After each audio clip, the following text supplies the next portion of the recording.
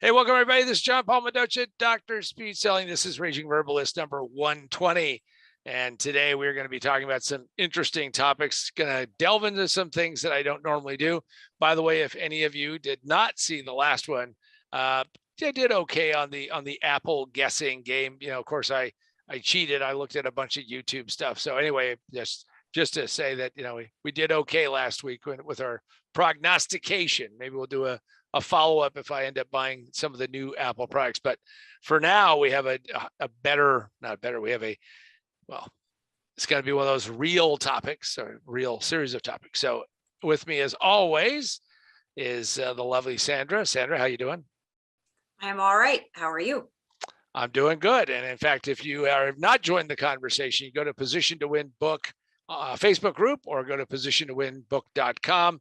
Check it out, free stuff, and you can then send us information and buy some stuff, and also you get to get some free stuff. So Sandra will be asking the question. So Sandra, what do we have as our topic for today? All right. So we got a little bit of everything. So inflation, pandemic, war, all of these things. So given these three major factors, inflation, pandemic, and war, are they interrelated?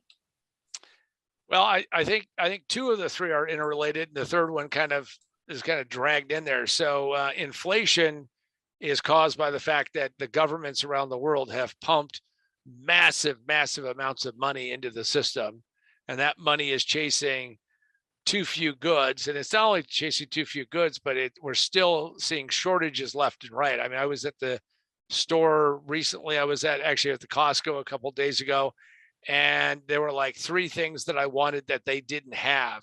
And they're like, well, we're hoping someday it gets back to normal.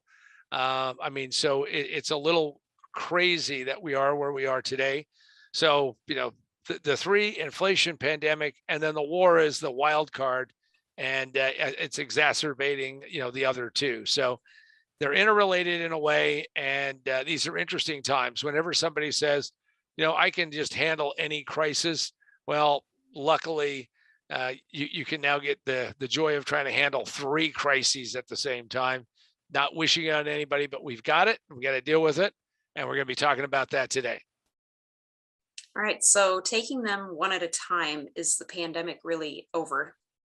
Well, it's very interesting to watch how we were obsessed, and we're watching the almost like watching a sporting event, of how the pandemic was going, who was doing what, who was on the right side, who was on the wrong side, what's going to take place. I was on an airplane last week, and everybody had to be masked up. As we're recording this, the Biden administration has said, we're going to hang on to masks on airplanes for another few weeks.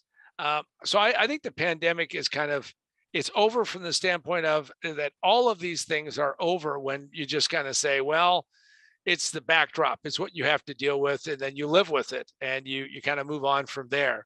Because I don't think there's a lot we can do from here on out that's going to just, squash it, kill it, get rid of it. By the way, here's the bad news about most of the diseases that will strike you as a human being, is that most of them are, you have to just kind of manage through it. There are very few cures. Anybody who tells you they have a cure, put your hand over your wallet immediately. And as I always like to say, unclip, the snap on your holster so you're ready to fire fast. But we're not, we're basically over it, because we've all kind of said, yeah, we're done. Sadly though, people keep passing away from it, and that's going to continue on. Expect next year that we're going to have another giant flood. We'll see another strain of this thing.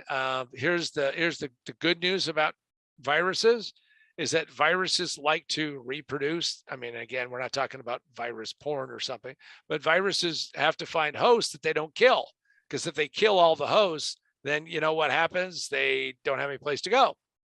So there is this natural swing, if you will, through the population, that eventually what will happen is that we will have a less virulent strain, meaning it's not going to be as bad. Still going to have people going.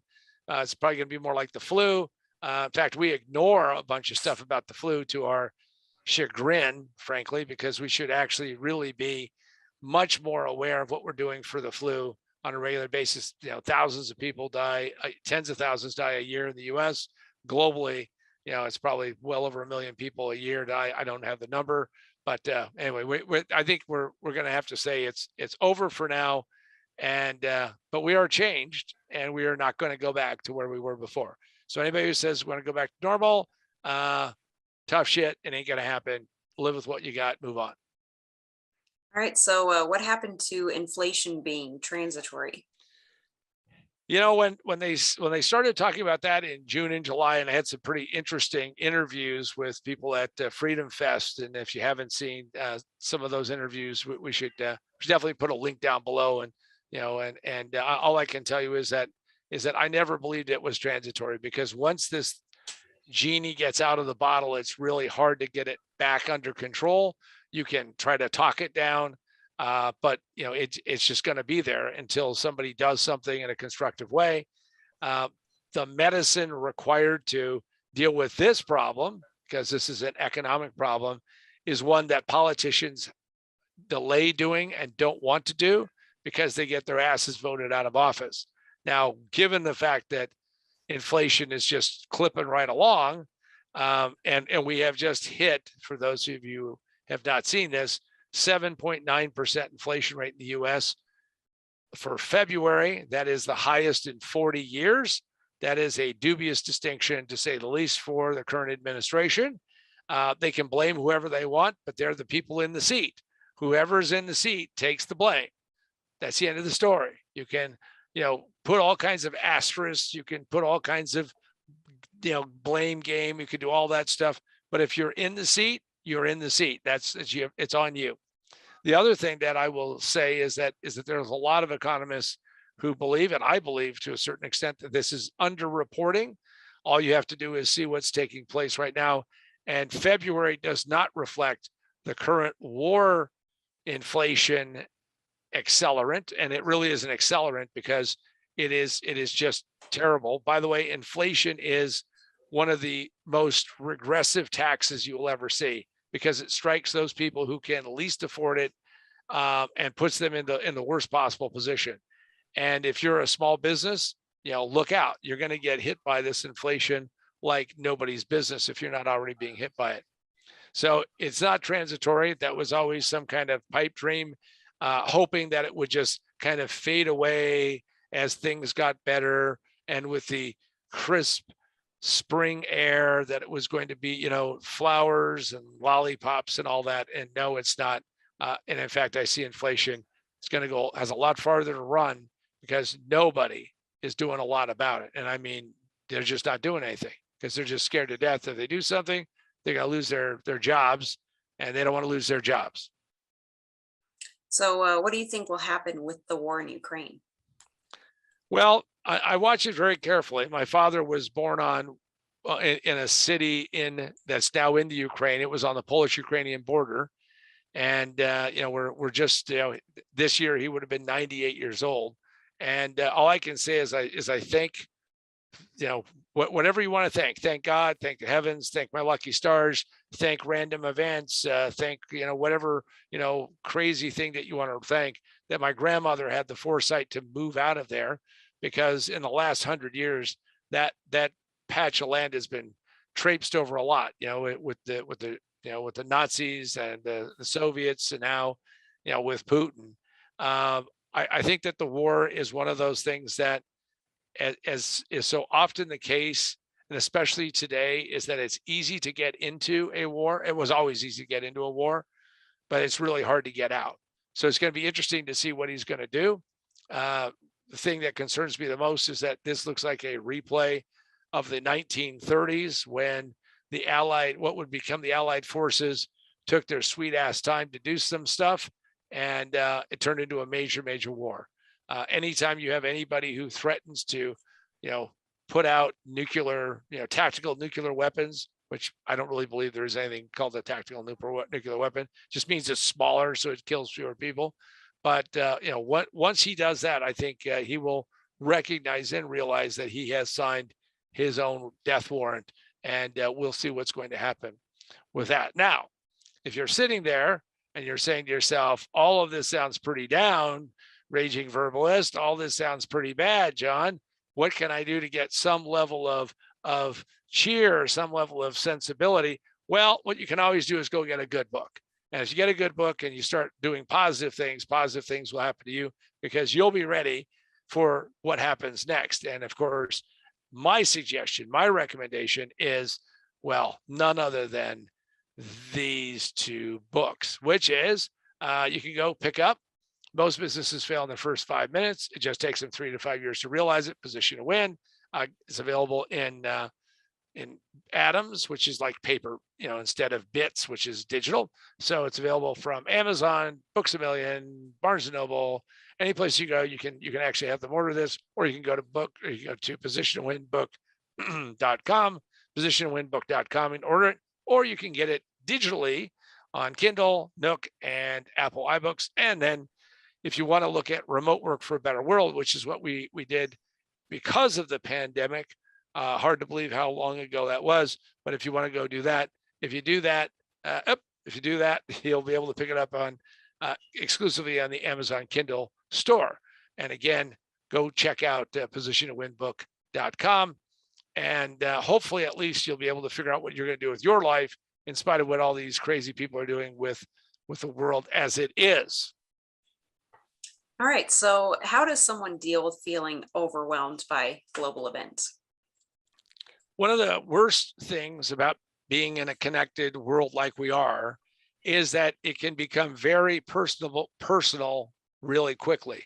And I'm not saying that's a bad thing, but there are things, unless you're going to go and, go over and volunteer and become a freedom fighter or do something like that, you just have to have a certain amount of perspective. I would like to see the hostilities stop immediately. I would like to see those who have done these atrocities prosecuted in the world. I would like to see all of those things. But I can tell you that what you must do is you have to get your wits about you and realize that you have limited choices. There are few things that you can do.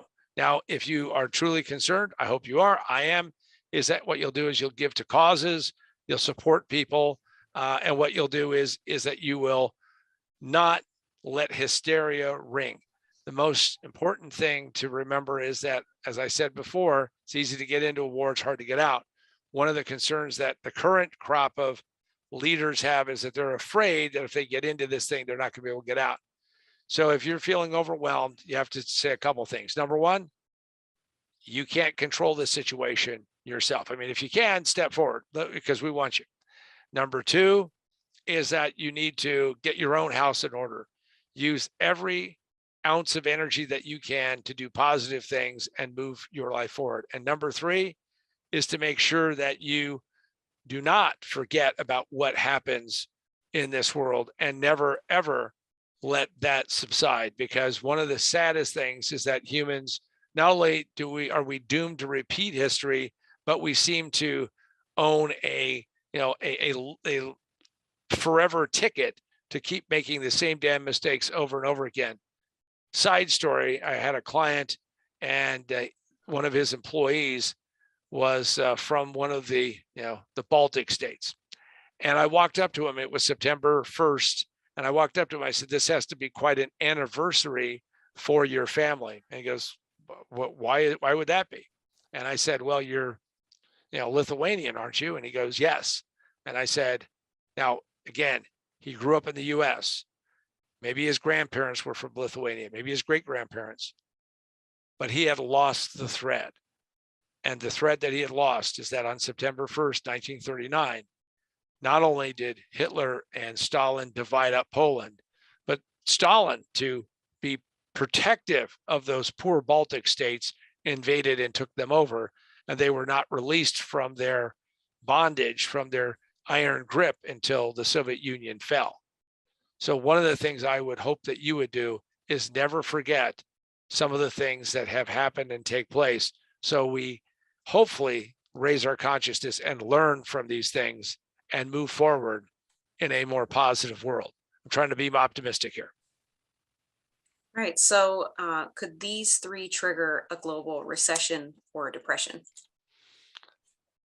We were teetering on it when we shut down the globe and we did the pandemic thing, and we hopefully saved millions of lives, and we lost a couple of years.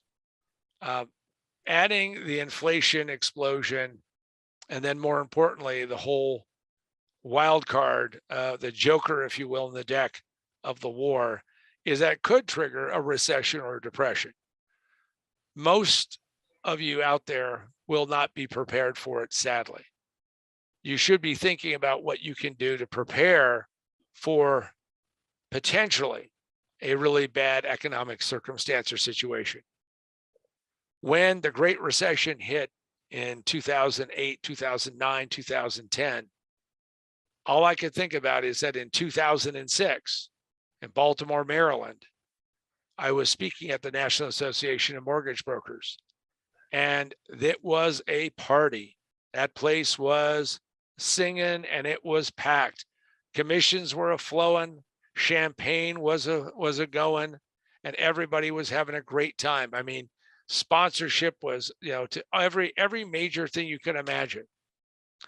And I got up and my speech was the coming mortgage crisis. I spoke to a room that was supposed to hold a couple hundred. It was packed. In fact, they shut it off. They said, you can't have more people. I spoke for almost an hour talking about all of the things that I had seen. I had at the time 5 mortgage brokers who were clients of mine. They were doing deals that made no sense to me. I had already lived through my own Valley of Fire story and seen how you can get overwhelmed and destroyed without proper planning and what could happen.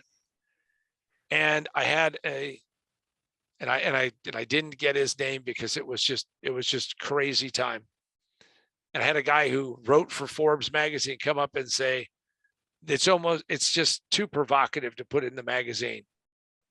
2 years later, it wasn't provocative. 2 years later, it was a giant tsunami shitstorm of mega proportions that drove us to the Great Recession. Start today getting ready for the inevitable that will happen at some point in time, so you're ready. Whenever you hear the phrase buy low and sell high, well, you got to wait for the low part. People today are so they're so overstimulated that things are going to turn around in just a day or two, is that you may want to start preparing today. And if you do that, you're going to be in a much better position. When the pandemic hit, many of you, if you had a stock portfolio, saw it crash and burn. There's a lot of people just running around selling like crazy. During that time, whatever cash I had, I was a buyer. I was happy to be a buyer. Now, I got to say right now, I'm not offering any securities advice whatsoever. I'm just saying, think about what you would do when it hits the fan, so you're prepared, so you don't say, geez, I wish I would have. You just have to make that decision and be ready for it. So is there a way to profit from these events? Well, I actually have several clients and friends who, and I wish I had paid heed to some of the stuff that they bought, but one guy made a bunch of money in nickel. Somebody else owned one of the most boring things in the world called potash. There's 2 major suppliers, one in Russia and one in Canada. And he just saw his, he has a sell, he has a stop loss point, he has a sell point, and it just blew past that.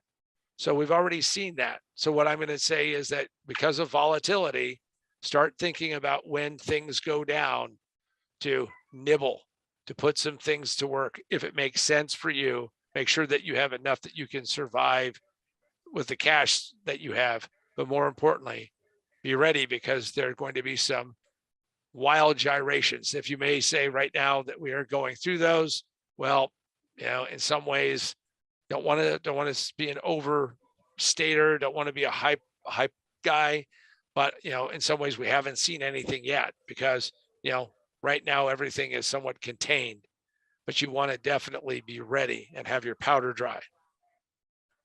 All right. So finally, how does someone deal with these 3 crises and still find a way to run their business? First thing you want to figure out is how you're going to deal with 120, 150, $200 a barrel oil. Realize that oil is in every single thing that you ever buy, sell, do. That everything that is affected by oil is going to be put in place. Everything is going to be affected by that. So this is, go back to, shameless plug. Go back to remote work for a better world. Do not do, as most people have done, a really crappy, poor job of having people remote. Find a way to do it better. We talk about it in the book. We've talked about it for years. Virtualization is going to save you a bunch of money, because I'm going to tell you that there's going to be some real, squeezes going on. I'm probably going to see, it's $7.55 a gallon as we're talking right now in Beverly Hills for premium. It's going to be $10. And that's going to be a real squeeze. If you have a business that has any of that, all shipping, all of this wonderful free shipping stuff that we've been living off of as consumers, there's a great, saying from, New York, Jersey area, hey, forget about it. You're going to just want to just forget about it, because, you're going to want to think that maybe you're going to have to charge for that stuff, because that's going to happen. And more importantly, is that what you want to do is you want to block out as much of the negative, but understand that it is going to affect every single one of your customers. And the more confidence and assuredness that you can give them, the better. If you engage and get sucked into a long discussion about how the world is going to hell in a handbasket, and you're freaked out, they're freaked out, we're all freaked out. If you do all of that, I'm going to tell you right now, you will not get better and more successful. What you'll do is you'll join that whole throng of people who are overwhelmed. See, the most important thing is that during the middle of a crisis, and we are in one, if not two, if not three, is to make cool decisions, make decisions that make sense, make decisions that are going to work in your benefit. And more importantly, work on those things. Maybe limit your consumption of some of this material. Limit what you're going to see. We already went through the whole fatigue factor of what happens during a pandemic. I can tell you, you got to start blocking some of that out, because if you don't, it's going to overwhelm you and make you, and here's the real word, immobilized. It's going to make you stuck. So what you need to do is you need to say, no matter what happens, whether it's inflation, the war, the pandemic, how do I find a way to communicate with my customers, make sure that they know that I still care, and most importantly, that you in fact continue to proceed forward and that you work at it every single day. If you do that, I believe that you will make it through. You'll have better opportunities. And more importantly, the opportunities are going to be there. During crises, many great fortunes are born, because it takes a very bold and brave person to buck that wind and to come out on top. If you do that, I believe that you, me, all of us have an opportunity. Nothing is a guarantee, but have an opportunity of doing better than you ever thought possible. So with that, I want to thank all of you who have stuck with us on the Raging Verbalist. Please hit the like, hit subscribe, hit notification. Also come and join us on the Facebook group at Position to Win Book group. Come and do that. And more importantly, is take care of yourself, take care of your family, and add to the positive and leave the negative behind. I'm John Paul Mendoza, Dr. Speed Science. It's been the Raging Verbalist. And for myself and Sandra, go out and have a great week. Make it the best that you possibly can.